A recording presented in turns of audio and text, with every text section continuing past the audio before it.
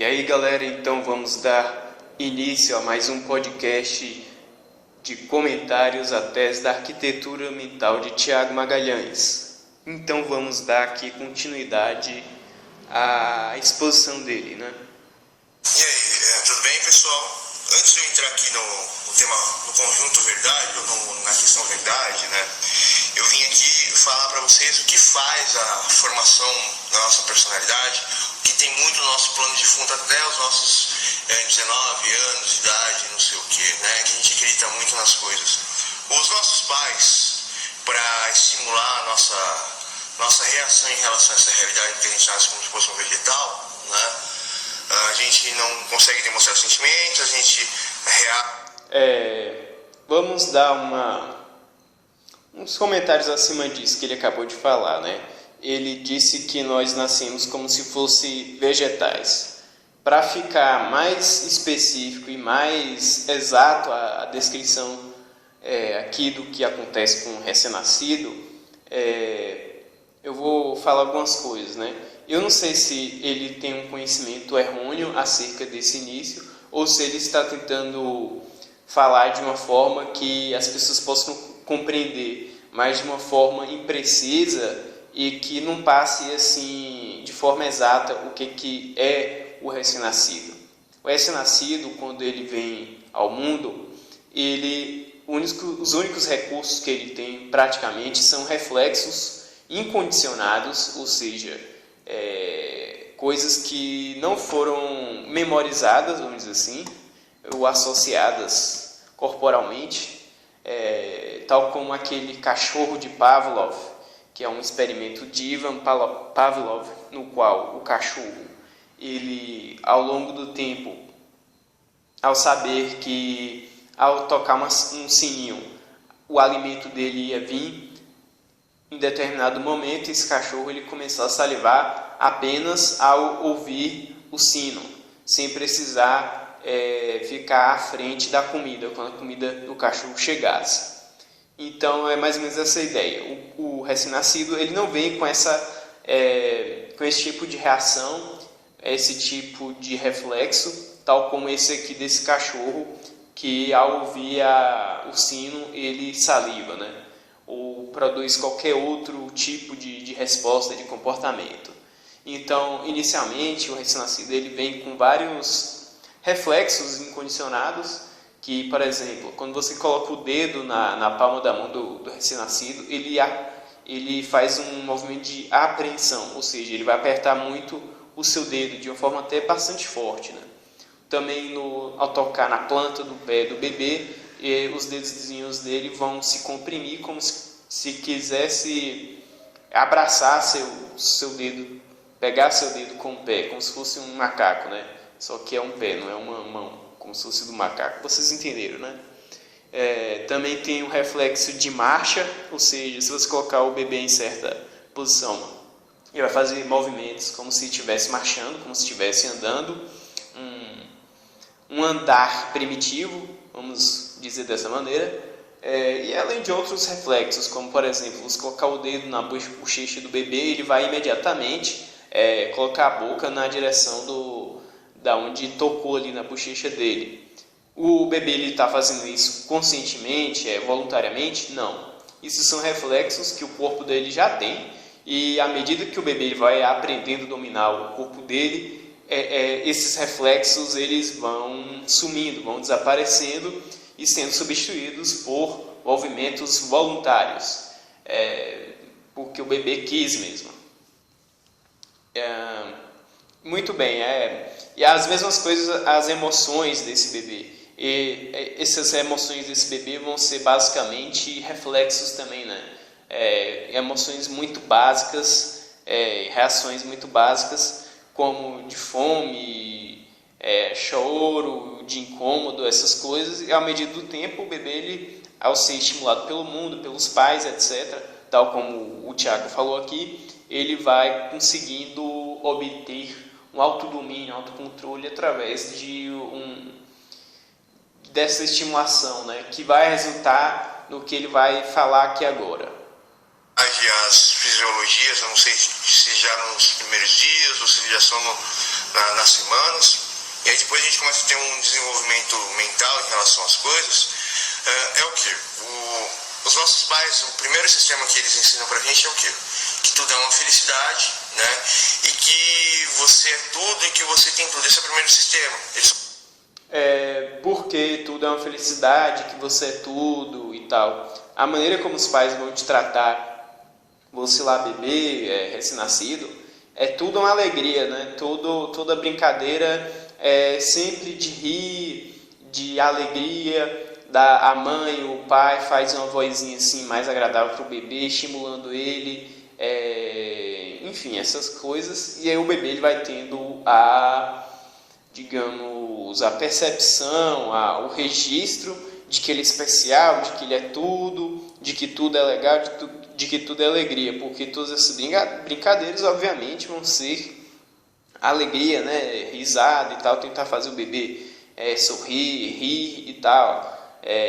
Vamos colocar como exemplo aqui aquela brincadeirinha sempre que os pais fazem, né, na maioria das vezes, que é apareceu, sumiu, tal, o bebê, ele esconde, aparece, pega lá um panozinho, aí esconde a cara do bebê ou do pai, da mãe, e aí coloca assim, sumiu, aí desce, apareceu, e aí faz aquele exagero todo, né? E aí vai registrar na criança de que ela é tudo, de que tudo é uma alegria. E também tem a questão de que, ao ser amamentado, a criança, toda vez que ela chora, né, ela vai ser amamentada, né? Então, por um longo período, ela acha que tem uma espécie de onipotência, porque toda vez que eu quero alguma coisa, essa coisa vem até mim e me satisfaz, que no caso é o leite, né, da mãe. Também talvez faça parte desse sistema aqui que ele está descrevendo. Fazem tudo por você, eles te dão tudo para você, eles te respondem tudo para você, e aí você já cria um novo sistema, que tudo é um jogo, que tudo é uma brincadeira. Aí às vezes os pais brincam tanto com as crianças. Muito bem, aí começa a ter, ao longo do desenvolvimento da criança, né, brincadeiras assim mais elaboradas, né? Aí começa efetivamente a ser um jogo, né, que tem regras, que tem um modo especial de agir dentro daquele contexto ali, né, e tal, e aí começa a ser transferido, começa a ser transformado nesse tipo de sistema. Seria o segundo registro. A criança nem quer comer, a única coisa que ela quer é brincar. Olha só que incrível. Então a brincadeira, o jogo, tal, começa a ser muito mais interessante para a criança do que atividades mais fundamentais como o comer, o beber, que inclusive são importantíssimos, né, para a parte fisiológica. Até exaustão, tem um moço que ele faz isso, é o MC Carlos Sumaré, mas em vez de brincar ele quer cantar. Então ele canta até exaustão, ele canta até ficar doente, ele canta até ficar sem voz, né? Porém, ele é um pouco mais inteligente que uma criança, o MC Carlos Sumaré, né? E voltando à questão aqui, a partir do momento que você ensina que a criança é tudo, que a criança tem tudo, que a criança faz tudo, que a criança é tudo e não sei o que, mas você não ensina... Então olha só que interessante. Mas o pai falou, mas eu não falei em nenhum momento para o meu filho, para minha filha, que eles são tudo, de que o jogo e a brincadeira é tudo. Não é porque você expressou isso verbalmente. A forma como isso foi registrado na criança, através das brincadeiras, fez parecer para ela, ela teve impressão e teve a crença nisso, de que ela é tudo, de que tudo é uma brincadeira e isso que é a vida, né? Mesmo que você não tenha falado isso explicitamente. E não se atentou para esse tipo de fenômeno, né, que acontece. Um valor simples, que a criança, ela somente ou tem ou faz alguma coisa se ela, como posso dizer para vocês, se ela merece aquilo, né? Então, o que ele está dizendo? Que seria melhor ensinar para as crianças um sistema de merecimento. Por exemplo, você está recebendo isso porque você merece, pelo que você fez, e não pelo que você é. Não fiz nada e já sou tudo, já mereço tudo. Não. É aquele velho, não é bem um ditado, né? Mas aquela velha questão que as pessoas devem se conscientizar de que o mundo não deve nada para você. Você que deve fazer, criar as coisas para merecer. Essa é a ideia, né? A ilusão inicial que é criada na cabeça do indivíduo, que seria base do primeiro sistema de estimulação para a criança sair daquela sistemática de apenas reflexos incondicionados, faria essa ilusão de que parece que eu sou um Deus, que eu sou tudo e de que o mundo me deve as coisas, para você voltar a desalienar em relação a isso, compreendendo e conscientizando de que o mundo não deve nada para você e que você deve buscar o merecimento, ou seja, se esforçar, criar, fazer para poder merecer, segundo as suas obras, digamos assim. Ela não ia ter essa mente do indivíduo, mas ela teria aquela mente assim, sim, eu só mereço alguma coisa se eu construir por aquilo, então para eu ter uma amizade eu tenho que construir amizade, para eu ir na escola eu tenho que construir os estudos da escola. A pessoa, em vez de ela ter uma mentalidade de construtora, né, para merecer, ela tem uma mentalidade de jogadora, para ela é tudo um jogo, é a situação e a resposta da situação. A situação e você se contrapor com a situação, ou seja, a criação humana não é muito diferente das outras espécies inteligentes. Por que ele disse isso? Ou quase todas as espécies mamíferas, elas, pelo menos as mamíferas, né, que eu saiba, elas quando são filhotes, elas brincam bastante para poder exercitar o que elas farão como adultos. Como, por exemplo, um filhote de leão, ele vai brincar lá com os irmãos dele, assim, de morder, de puxar, de correr um atrás do outro, né? Vai brincar bastante ali, enquanto são filhotes, para depois utilizar as habilidades aprendidas dentro dessa brincadeira na execução de pegar uma zebra, pegar um búfalo, etc. Então, esse exercício da brincadeira nos mamíferos e talvez outros animais, não sei, que faria com que ele replicasse isso na vida dele, do mamífero. E o que ele está dizendo aqui? Que a criança humana não se difere muito disso. E durante toda a nossa infância nós brincaríamos, e essas brincadeiras elas exercitariam tanto nossa imaginação quanto a parte motora também, né? Mas uma parte crucial, principalmente do ser humano, né? É a imaginação que a brincadeira cria, né? E são brincadeiras mais complexas, com regras e tal, e que é isso que você vai levar para a fase adulta, para a adolescência, para a fase adulta depois, e que vai formatar a sua imaginação, que por sua vez vai formatar o seu desejo. E a forma como você vai imaginar as coisas, como você vai agir, questões daquele mecanismo emocional, certo? Isso aí vai ser uma base que vai construir um padrão grande, né? E ele está dizendo que esse padrão é errôneo quando você tem essa mentalidade de jogador, quando você tem essa mentalidade de que o mundo te deve alguma coisa, de que eu tenho uma situação e que eu procuro uma resposta para essa questão, para essa situação. E que, ao invés disso, você deveria ter uma mentalidade de construtor, de construir algo por merecer, para que possa merecer, e que esse seria a perfeição, basicamente, ou o caminho para a perfeição seria ter essa mentalidade de construtor. Aqui na Terra, eu acho isso um absurdo. E aqui no Brasil é tão conflitante isso, a criação é tão primitiva, que as crianças elas não estão preparadas para ir para a escola. A escola para elas é simplesmente um lugar chato, onde que elas querem zoar o tempo inteiro, gritar e não sei o que e tal. Porque elas ficam lá entediados, né, devido também a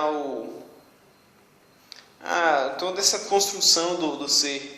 Quem sabe que, tendo uma mentalidade de construtor, a criança ali teria a consciência de que aqueles conteúdos ali vão ser peças ou tijolos, vamos fazer essa alegoria aqui, no qual ele utilizará para construções futuras do seu futuro, do seu trabalho, do que ela vai realizar ali posteriormente.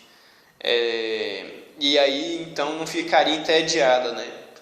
Vamos tentar imaginar aqui porque uma mentalidade de jogador ficaria entediado na escola. Talvez porque ele quer a resposta porque ela quer uma resposta mais imediata, vamos dizer assim, né? Porque ela não está imaginando muito no futuro, em questões de construção. Mas isso aí é só uma linha do que a gente pode explicar. Na verdade é muito mais complexo, né? Entra muito mais fatores aqui. Então vamos deixar apenas essa explicação aí para a mentalidade construtora, né? Uma hipótese. Mas também você criar uma pessoa com uma personalidade muito séria, você alteraria como posso dizer para você, completamente a personalidade daquele indivíduo. Mas as crianças, elas deveriam ter uma personalidade mais responsável, os pais deveriam falar de forma mais responsável, os pais deveriam explicar as questões da vida para o filho pensar. Os pais... Então, devido a toda essa construção, né, da forma como é ensinada para as crianças, como são passadas as experiências para a criança, por meio dos pais principalmente, aí vai ter tanto a mentalidade de que sempre é um jogo, ou que é tanto uma mentalidade de construtor, né? E às vezes nem sempre é 100% uma mentalidade, né? Às vezes é misturado ali, não é 100% uma ou outra, né? Porque a pessoa, se ela tiver uma mentalidade 100% de jogador, de player, vamos dizer assim, ela não vai querer saber de nada, assim, não vai querer saber de responsabilidade e tal, ou se vai querer saber de responsabilidade apenas com o interesse de uma troca, de uma negociação ali, e enfim, isso é até um problema, né? E se ela tiver uma conscientização por parte dos pais da explicação do porquê das coisas desde o início e do que é necessário para se construir algo maior, talvez ela tivesse uma consciência maior para poder se concentrar em outras questões, né? Não sei, é uma hipótese aí. Deveriam ser um subconsciente preparando aquela criança para ela desenvolver. Ah, sim. Então, à medida da instrução, das informações que são passadas na infância pelos pais e tal, de toda uma ordenação, de uma estruturação mental e etc., isso vai perdurar por toda a vida, né? Então, durante a infância é que se forma muitas questões do inconsciente, do subconsciente, ou melhor dizendo, do pré-consciente, né? Que serão, de certa forma, permanentes. E essas estruturas ficarão lá e elas terão uma funcionalidade. Se tiverem essa orientação, essa instrução dos pais, vai ter uma funcionalidade melhor, pelo menos em alguns pontos, né? E outro tipo de informações vai ter uma outra funcionalidade em outras questões, em outras situações, né? Vai depender muito de que informações são passadas, de como são, de como os pais são, qual é o exemplo que eles dão e muitas coisas. Mas geralmente os pais, eles transpassam indiretamente os problemas da vida dele para as crianças. Os pais pobres só falam de dinheiro para o filho, então o filho quer ser rico quando crescer, né? Mas existe a desilusão. Agora eu me lembrei sobre outro vídeo. Não precisa falar assim, filho, você quer dinheiro, você tem que querer dinheiro, busque dinheiro. Pode ser também, mas pode ser também assim, nossa, tá faltando dinheiro para a gente resolver as coisas da casa. Nossa, a gente não consegue fazer isso porque acho que a gente não tem dinheiro. Nossa, ou então o próprio filho vê assim que faltam algumas coisas e até mesmo ele conclui que necessita de dinheiro, e isso sendo marcado na infância dele, ele vai replicar isso no futuro e vai buscar bastante dinheiro.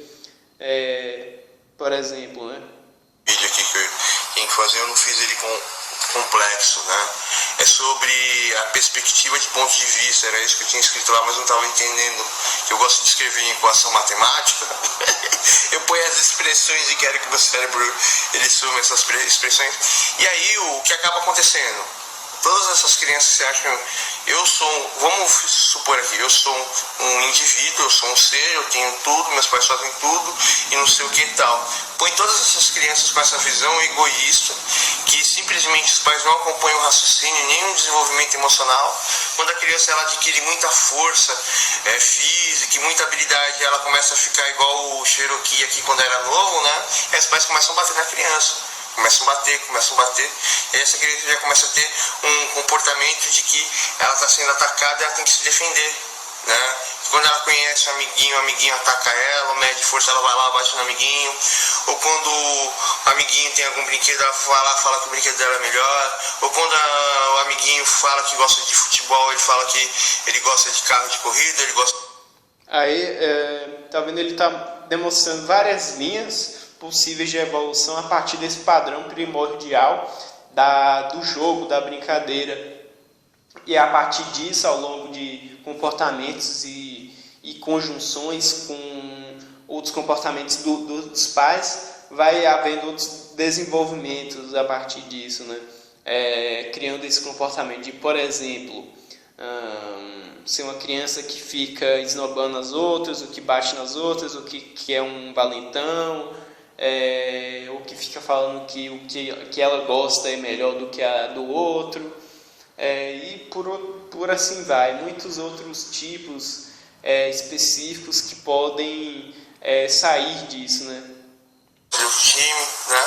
Então essas expressões comportamentais, né, fazem com que a criança ela tenha uma atitude egoísta, e ela não consegue ver o outro lado, ela só consegue ver eu e como eu fico. Aí fica uma criança um pouquinho problemática, não nem tanto, mas é uma criança mais chatinha assim, que fica incomodando as outras, atentando às outras. Tudo isso é por causa da criação errada que os pais da humanidade dão. Talvez um pai e outro acompanhem o desenvolvimento intelectual e tenham uma conversa para essa criança desenvolver mentalmente, porque a criança não se desenvolve só aqui, né? Ou só aqui. Tá falando aqui que não desenvolve só acho que no corpo, ou no peito e pela comida, né? Então a criança não desenvolve só na comida ou no tamanho do corpo, mas também desenvolve na mente. E muitas dessas crianças que são mais atentadas, vamos dizer assim, na infância, depois, quando cresce, vira uma pessoa gente boa, né? Mas, de qualquer forma, fica gravado, fica registrado esse tipo de comportamento no subconsciente da pessoa. E mesmo que ela seja gente boa, você vê essa expressão desses traços, desse registro, né? Dessa história, né? Na pessoa. Não é que a pessoa vai ser ruim e tal, mas vai criar uma tendência assim, né? Mas a pessoa pode sim, muito bem ser uma pessoa boa, né? Gente boa, enfim, que tem todas as qualidades possíveis. Mas sempre se você analisar, você vai ver essa expressão, essa estrutura basal, assim. Mesmo que a pessoa seja boa, né? E isso não define se a pessoa será boa ou não. É só um padrão inicial que, à medida que você receber outras influências, pode aí acabar virando realmente algo mais grave mesmo. Envolve aqui principalmente, né? Criança, você não pode ficar brincando com ela o tempo inteiro, você tem que criar uma consciência madura para ela, né? Ou seja, criar uma consciência de que agora é hora de fazer tal coisa, nem tudo é brincadeira, de que existe essa questão do merecimento, né? De obediência, outras coisas aí também. para não acabar entrando nisso daí, né? Ou pode virar uma criança emburrada também, né? Enfim. Para que depois ela não se torne um adolescente relativista, um adolescente egoísta. Ah, sim. Muito bem. Aí depende da intensidade dessa construção, se ela for muito ligada, muito inclinada para esse padrão de brincadeira, quando chegar na adolescência, essa intensidade dessa inclinação vai explodir em uma revolta maior, né? Se a criança ela não teve muito disso, se a porcentagem, se fosse possível, né, medir porcentagem disso for menor na criança, se ela tiver mais o padrão de construtor, de merecimento, aí na adolescência vai ser mais pacífica, não vai ser tão explosiva assim de revolta, de rebeldia, de relativismo conceitual, enfim, vai ter outras características, né, nesse período. Um adolescente revoltado, perturbado, que só quer autoafirmação, que quer transar por causa de autoafirmação, quer brigar por causa de autoafirmação. Aí o que ele está fazendo? Ele está fazendo todo o desenvolvimento desse padrão, né? Começando pela criança, e vai sendo gravado isso, né? Tem um período da infância que a criança é mais de boas, mais, digamos assim, mais normal, mais quieta. Só que aí quando chega na adolescência, né, tem a questão da puberdade, tem a questão de que o corpo começa a aumentar também. E aí esse padrão mais primitivo, gravado anteriormente, ele vai entrar em choque com outras questões e vai se exacerbar um comportamento, principalmente de autoafirmação, de uma identidade própria, né?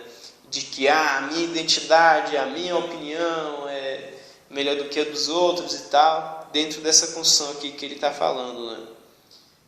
E geralmente é uma negação do que a pessoa acreditava, do que ela era antes, né? Querendo uma certa ruptura, pode ser também, né? Tem muitas expressões possíveis dentro disso daí. Quer arrumar confusão por causa de autoafirmação, não quer ir na escola por causa de autoafirmação, quer fumar maconha por causa de autoafirmação. E aí é o seguinte, essas crianças elas são tão egoístas, e elas têm uma perspectiva tão errada da realidade, que elas se sentem tão mal, que elas ficam brigando entre si, acreditando que isso é uma verdade, e criando uma consciência coletiva que vai totalmente contra a educação familiar, que vai totalmente contra a escola, vai totalmente contra os princípios da vida. E em vez do adolescente ele crescer em um meio civilizado, ele cresce como se fosse um homem da caverna, ou pior, porque talvez o homem da caverna lá já era agricultor e vivia em sociedade, né? Então essas rupturas grosseiras de uma pessoa dentro de uma sociedade é a criação extremamente egoísta, onde que o pai dá tudo para essa criança, ensina tudo, mas não ensina o valor das coisas. E é uma coisa tão simples, é um porquê tão fácil. Que ele está falando que se você ensinasse esse padrão do merecimento, esse conhecimento do merecimento, do valor das coisas para poder conquistar, não se teria essa perturbação da adolescência e tal. E também muitas vezes não é algo muito dramático, porque depois da adolescência a pessoa meio que se arrepende do que ela fez e vira um adulto, vamos dizer assim, normal, né? Vira uma pessoa normal, uma pessoa gente boa, uma pessoa responsável e tal. Mas pode ser que muitos, né, dentro desse percurso aí, não se tornem, né? E, enfim, cada um tem o seu padrão, o seu funcionamento, sua história. E só fica uma coisa realmente problemática quando a pessoa começa a desrespeitar a sociedade, as pessoas, começa a fazer coisas erradas, antiéticas, e é isso aí. Então é isso daqui, muito obrigado, pessoal. Vamos encerrando então também aqui este podcast. Até mais, pessoal.